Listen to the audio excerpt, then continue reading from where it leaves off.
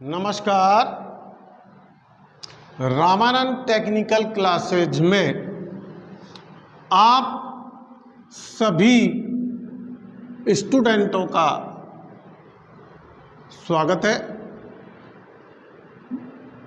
अपना थ्योरी में AC theory chapter चल रहा था, जिसमें पिछले वीडियो में मैं आपको दो पद समझाए थे। एक अग्रगामी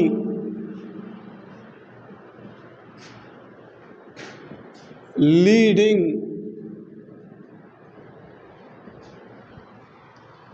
तो मैंने आपको दो प्रत्यावर्ती राशियां जब अपने अधिकतम और न्यूनतम मान प्राप्त कर रही होती हैं और कोई एक प्रत्यावर्ती राशि अपने अधिकतम मान को पहले प्राप्त कर लेती है दूसरी राशि से, तो ऐसी स्थिति उस प्रत्यावर्ती राशि की लीडिंग अवस्था कहलाती है। अगर कोई प्रत्यावर्ती राशि पीछे अपने अधिकतम मान को दूसरी राशि से प्राप्त करती है तो उसे पश्चगामी कहा जाता है। उसे क्या कहा जाता है? पश्चगामी, लैगिंग।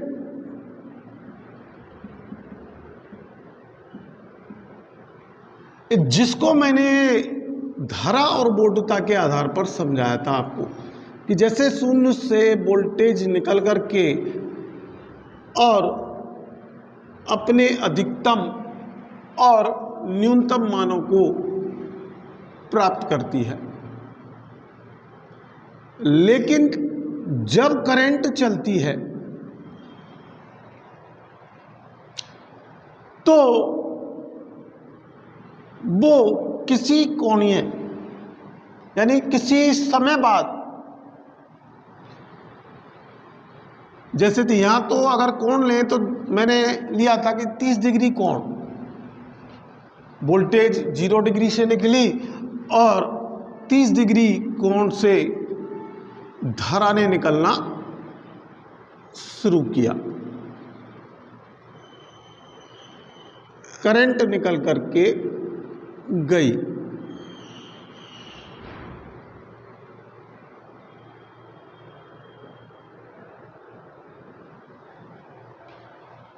तो यहां जो ये समय का अंतराल आया तो वोल्टेज पहले समय में अपने टाइम में अपने अधिकतम मान को प्राप्त कर रही है, तो वोल्टेज यहां लीड कहलाएगी। करंट से वोल्टेज लीड कहलाई, लेकिन करंट जो है वो अपने कुछ समय बाद वोल्टेज के अपना मान अधिकतम प्राप्त कर रही है, तो वो फिर क्या कहलाई? लैग कहलाई।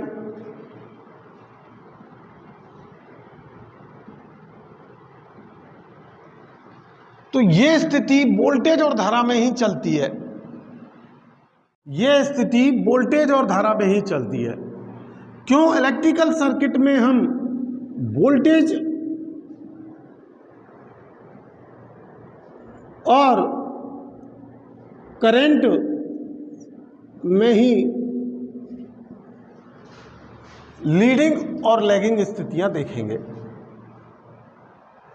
अब देखिए, अगर आपकी करंट लैग कर रही है यानी कि पीछे है और करंट आपकी लीड कर रही है, तो सर्किट पर क्या प्रभाव पड़ता है? ये सबसे महत्वपूर्ण प्रश्न है। इसके लिए सबसे पहले हमको दो पदों को और समझना पड़ेगा, और वो है, एक तो है शक्ति गुणक जिसे आप पावर फैक्टर कहते हैं इंग्लिश में। तो सामान्य रूप से अगर आप देखते हैं तो आपको गाइडलाइनों में, ऑनलाइन क्लासेज में, ऑफलाइन क्लासेज में यही बताया जाता है कि वास्तविक शक्ति और आभासी शक्ति यानी ट्रू पावर, वास्तविक शक्ति और आभासी शक्ति एपियर पावर, इन दोनों का रेशो, अनुपात आप क्या कहते हैं? Power factor.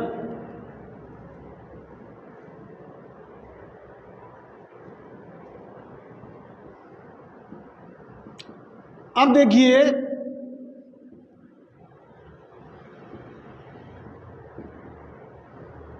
कि पावर फैक्टर का अगर लाइनों में, ऐसे प्रश्न बिजली बोर्ड में आए हैं कि किसी लाइन का पावर फैक्टर बढ़ा दिया जाए तो करंट का पर क्या प्रभाव पड़ रहा है, या उन से जुड़ी हुई युक्तियों पर क्या प्रभाव पड़ रहा है। अगर आपकी जो है पावर फैक्टर लैग हो जाता है तो उस स्थिति में सर्किट में जुड़ी हुई युक्तियों पर क्या प्रभाव पड़ रहा है, एनर्जी मीटर पर क्या प्रभाव पड़ रहा है, किस हिसाब से वो यूनिटें दे रहा है। ऐसे कई क्वेश्चंस आपने इंपॉर्टेंट एग्जामों में देखे। इसीलिए हमको पहले पावर फैक्टर का जो साइंस में दी जाती है परिभाषा, वो वोल्टेज और करंट के आधार पर ही दी जाती है कि वोल्टेज और करंट की कोजा का अंतर पावर फैक्टर कहलाता है, शक्ति गुणक कहलाता है। तो वहां यह चीज बिल्कुल स्पष्ट है कि वोल्टेज और धारा के बीच की कोजा यानी कॉस, इसीलिए हम पावर फैक्टर को हमेशा कॉस फाई से ही व्यक्त करते हैं।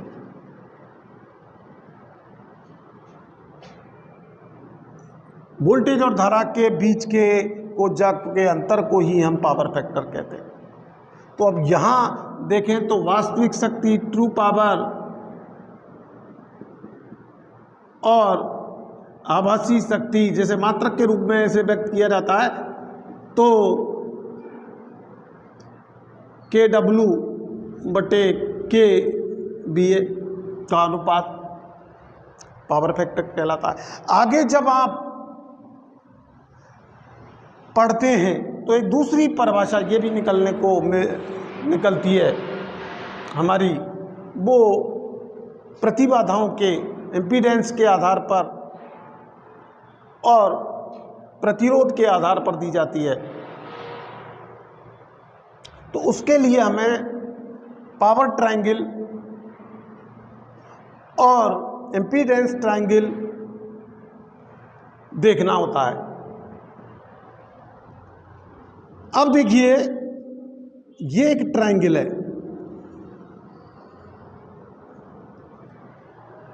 इसमें मैं शक्तियों के आधार पर पावर ट्रायंगल को आपको बता रहा हूं कि KVA वास्तविक शक्ति जो है उसका वर्ग, KVA यानी आभासी शक्ति का वर्ग वास्तविक शक्ति के वर्ग और प्रतिघाती शक्ति के वर्ग के योग के बराबर होता है।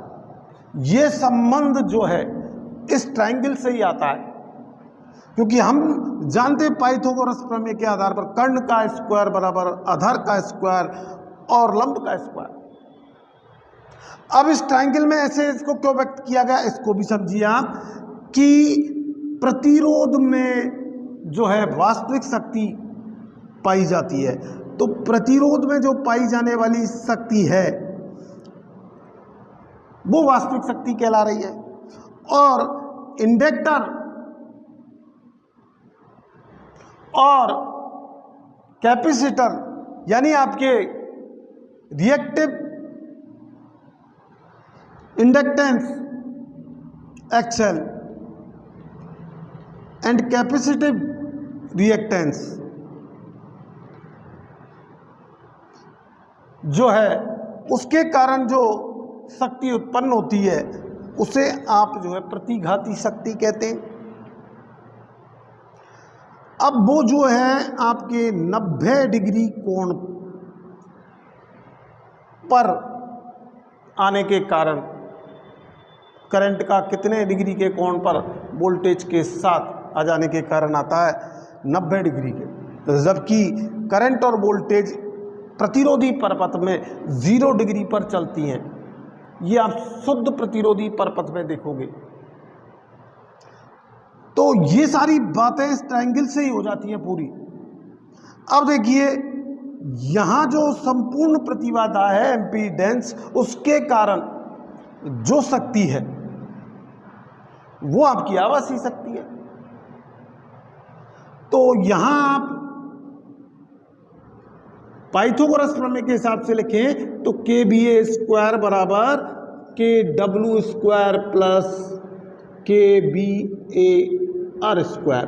अगर हम प्रतिबाधाओं का हिसाब देखें तो Z स्क्वायर यानी करंट का स्क्वायर बराबर R स्क्वायर प्लस XL या XC स्क्वायर। ये फिर आपको सूत्र रटना पड़ता है। तो एक ट्रायंगल अगर आपको याद है तो इस सूत्र की भी जरूरत नहीं, याद करने की जरूरत नहीं है आपको। तो कुछ ऐसी बातें जिनका अपन बिल्कुल प्रैक्टिकली तरीके से उनको डिफाइन करेंगे। अब पावर फैक्टर के बारे में कह रहा था, तो इसके बाद एक और भी गुणक होता है प्रतिघाती गुणक।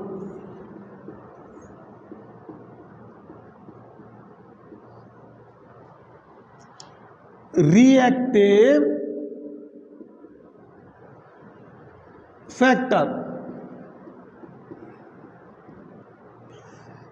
इसका अपन कहते हैं कि प्रतिघाती शक्ति और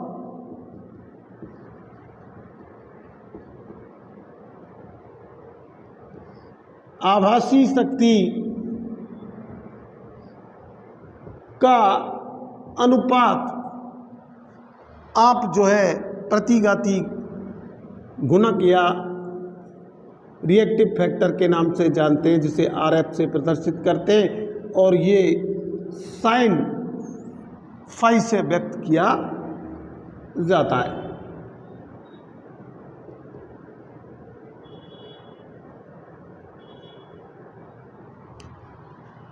अब दो फैक्टर हुए हमारे, जिनमें सबसे पहला जो पावर फैक्टर है जिसे PF से आप प्रदर्शित कर रहे हैं। तो अगर सर्किट में आपकी करंट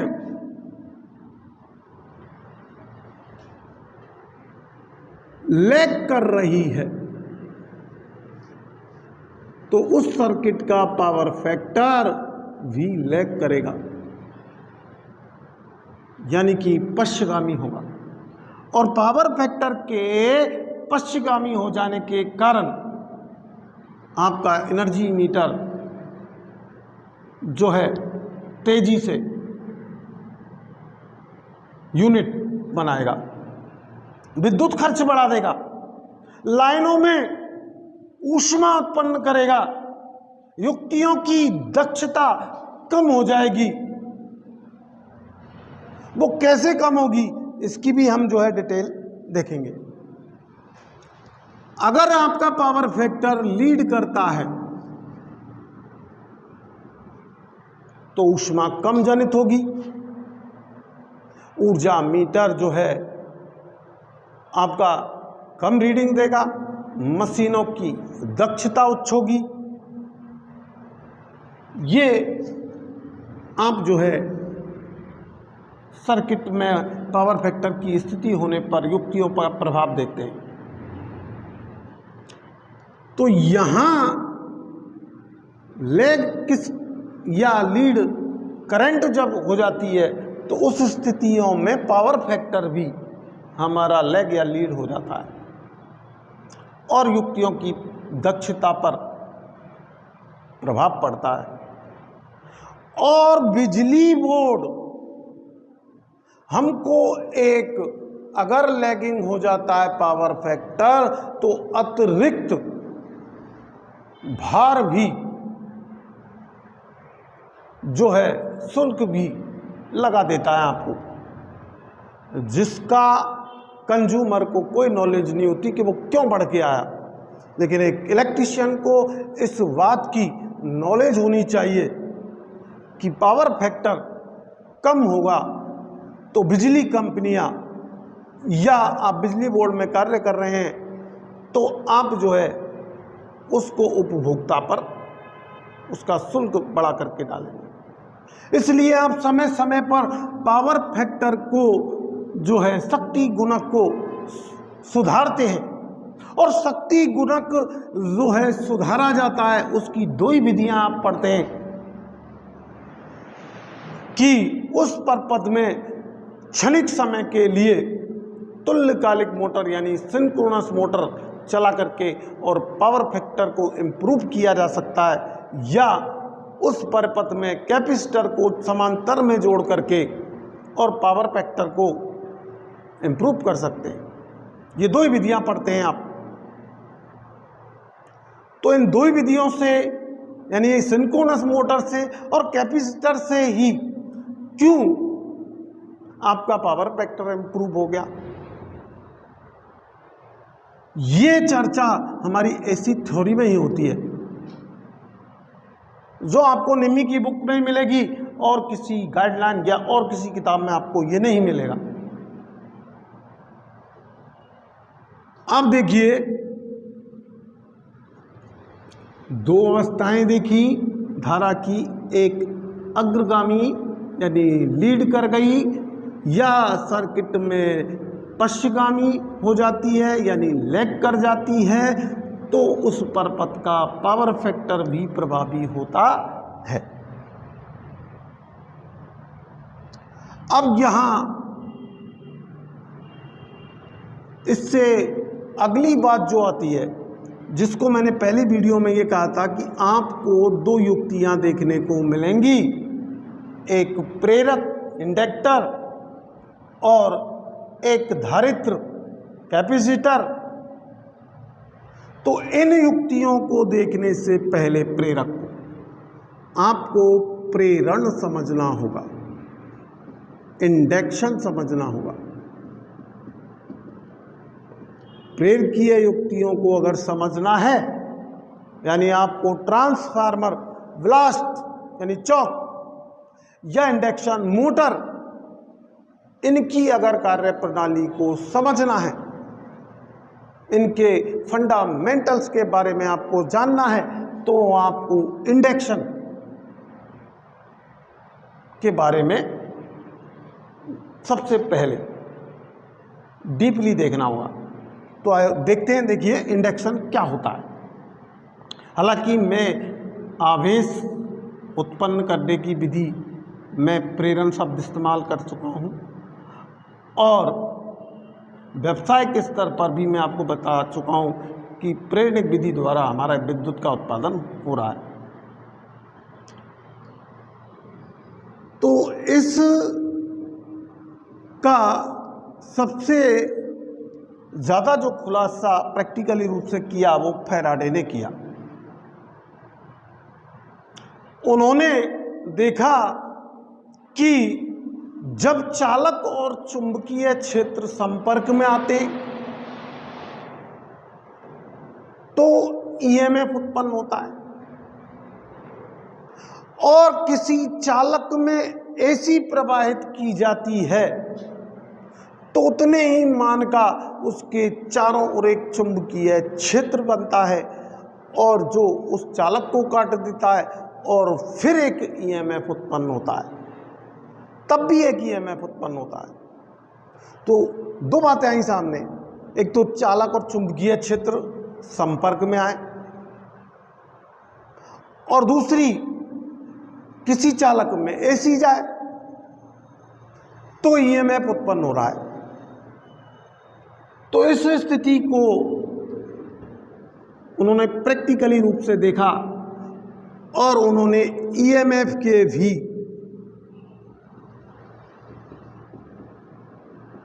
दो प्रकार बताए। एक स्थैतिक ईएमएफ,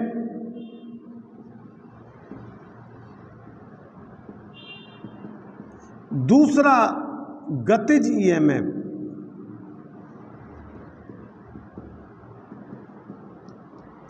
स्टैटिकली ईएमएफ और डायनेमिकली ईएमएफ। तो जो गति के कारण उत्पन्न हुआ ईएमएफ, चाहे चालक गति करे चुंबकीय क्षेत्र में या चालक स्थिर हो चुंबकीय क्षेत्र गति करे, तो एक ईएमएफ उत्पन्न होगा। वो कौन सा होगा? गतिज ईएमएफ। लेकिन जब चालक में एसी प्रवाहित किया आपने और जो ईएमएफ उत्पन्न हुआ, अब यहां स्थैतिक ईएमएफ दो अवस्थाओं में उत्पन्न होता है, एक तो स्वप्रेरण की क्रिया के द्वारा और एक अन्योन्य प्रेरण की क्रिया। और इन दोनों क्रियाओं को आप ट्रांसफार्मर में देखेंगे। ऑटो ट्रांसफार्मर में स्वप्रेरण सेल्फ इंडक्शन देखेंगे और अन्य ट्रांसफार्मरों में आप अन्योन्य प्रेरण देखेंगे। तो यहां स्वप्रेरण किसको कह रहे हैं कि जब चालक में एसी प्रवाहित की गई तो उतने ही मान का चुंबकीय क्षेत्र बना और उसने चालक को काटा और फिर एक चुंबकीय क्षेत्र निपातित, ये निम्मी शब्द है, यानी उत्पन्न हुआ, बना, जो चालक को काटता है और फिर एक ईएमएफ उत्पन्न होता है। और वो कौन सा ईएमएफ है? स्थैतिक ईएमएफ, जिसे आप सीईएमएफ के नाम से जानते हैं। और ये केवल आपके प्रेरकीय युक्तियों में, प्रेरकों में ही उत्पन्न होता है। तो स्थैतिक ईएमएफ, अगर दो कुंडलियां, पहली कुंडली को आपने एसी प्रदान कर दी और दूसरी कुंडली को बिना वैद्युतिक संपर्क के आपने रखा और फिर ईएमएफ ट्रांसफर हो गया आपका, तो भी स्थिति ईएमएफ ही उत्पन्न होता है। जिस क्रिया में आपका सीएमएफ उत्पन्न हुआ, उस क्रिया को आप स्वप्रेरण कहते हैं, सेल्फ इंडक्शन कहते हैं। और बिना वैद्युतिक संपर्क के जो ईएमएफ हस्तांतरण हुआ स्थैतिक, उस क्रिया को आप अन्योन्य प्रेरण या सह प्रेरण के नाम से जानते हैं, म्यूचुअल इंडक्शन कहते हैं।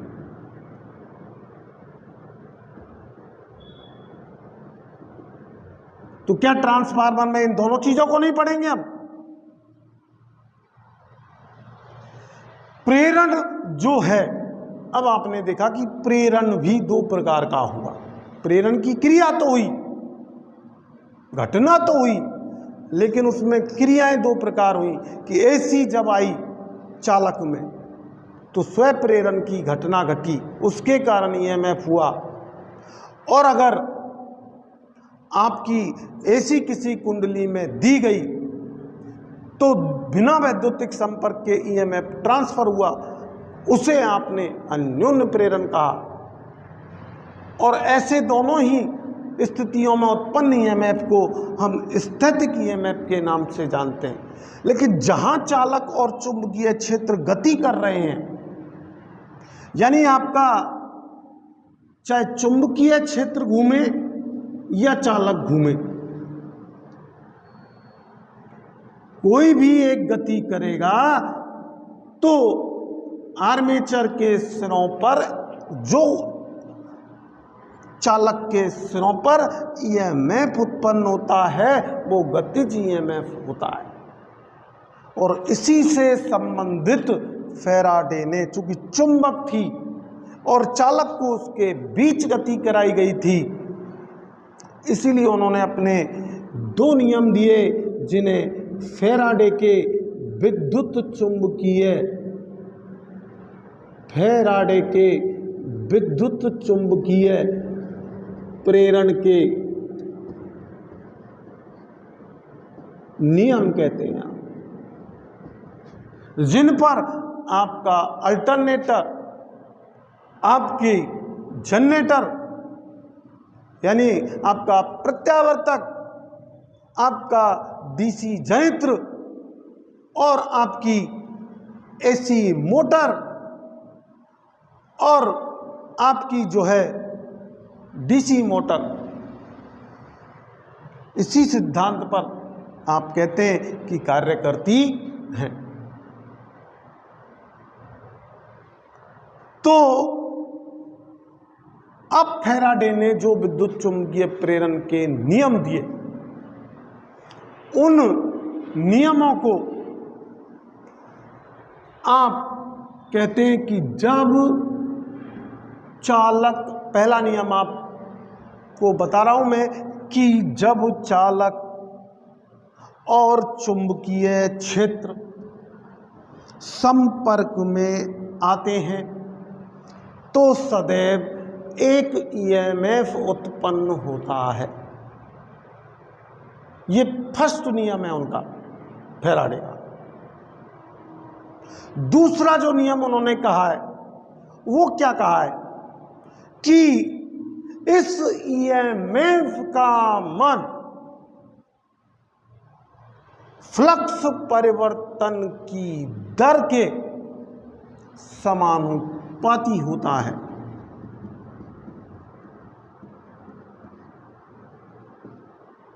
फ्लक्स में परिवर्तन की दर के समानुपाती होता है। ये फैराडे के विद्युत चुंबकीय प्रेरण के नियम हैं। तो अब यहां आपको पावर फैक्टर की डेफिनेशन और प्रतिघाती गुणक की डेफिनेशन और प्रेरण क्या है, ईएमएफ कितने प्रकार के हैं, किन क्रियाओं के कारण स्थैतिक ईएमएफ उत्पन्न हुआ, कौन सी क्रिया के कारण गतिज ईएमएफ उत्पन्न हुआ, इस वीडियो से आपको ये स्पष्ट पता चलता है। इस वीडियो का आज मैं यहीं पर समापन कर रहा हूं और इसके बाद आपको जो देखना है वो प्रेरक इंडक्टर अगली वीडियो में देखेंगे। हम एक संधारित्र आपको प्रतिरोधी परपथ जिसे आर सर्किट के नाम से जानेंगे आप, और प्रेरकीय परपथ आप जिसे एल सर्किट के नाम से जानते हैं, और धारतीय परपथ जिसे आप सी परपथ के नाम से जानते हैं। फिर इनका आर एल परपथ यानी दोनों का प्रतिरोध और प्रेरक का मिला परपथ, और आप जो है आर सी परपथ, एल सी परपथ, आर एल सी परपथ, उसमें भी श्रेणी और समांतर क्रम में इन अवस्थाओं को देख अगली वीडियो में समझेंगे। तो आज आप से मैं एक छोटी सी चर्चा अगली वीडियो में करूंगा कि वर्ष 2018 में जो टेक्निकल स्टूडेंट हैं उनका प्रकरण लंबित है, उस प्रकरण में मेरी राय क्या है और उस प्रकरण में क्या किया जाना चाहिए स्टूडेंटों के जो हित में है। और जो स्टूडेंट उस प्रकरण की वजह से अपनी सही तैयारी नहीं कर पा रहे हैं, वो उस वीडियो को ज़रूर देखें। उसके बाद, उस वीडियो के बाद मैं आपको उस रेट से संबंधित किसी प्रकार का कोई गाइडेंस नहीं दूंगा। और नए जो स्टूडेंट हैं, जो ITI में जिन्होंने टेक्निकल लाइन में प्रवेश लिया है और जिनका अब सिलेबस CBT टेस्ट पर, कंप्यूटर पर ऑनलाइन जो है ऑब्जेक्टिव क्वेश्चनों से आप एक कंपटीशन की तरह आप एग्ज़ाम देने जा रहे हैं, उनमें परिणाम जो है वर्ष 2005 में जैसे निम्मी पैटर्न लागू किया गया था, ठीक उसी प्रकार के परिणाम आ जा रहे हैं। तो उन आपके नए स्टूडेंटों को, अपने अनुजों को इस चैनल से जोड़ें, उनको यहाँ पर इलेक्ट्रीशियन थ्योरी का CBT के आधार पर और इंजीनियरिंग ड्राइंग का WCS का पूरा निःशुल्क वीडियो मिलेगा। तो उनको और आपको एक ही काम करना है कि आपको इस चैनल को सब्सक्राइब करना है, लाइक करना है और जितना ज़्यादा हो सके टेक्निकल स्टूडेंटों के हित में शेयर करके उन तक पहुंचाना है। धन्यवाद। नीचे डिस्क्रिप्शन में आपको मेरे नंबर मिल जाएंगे, आप डायरेक्टली भी कांटेक्ट करके इस संदर्भ में ऑनलाइन क्लासेस से या ऑफलाइन क्लासेस से जुड़ सकते हैं। Thank you.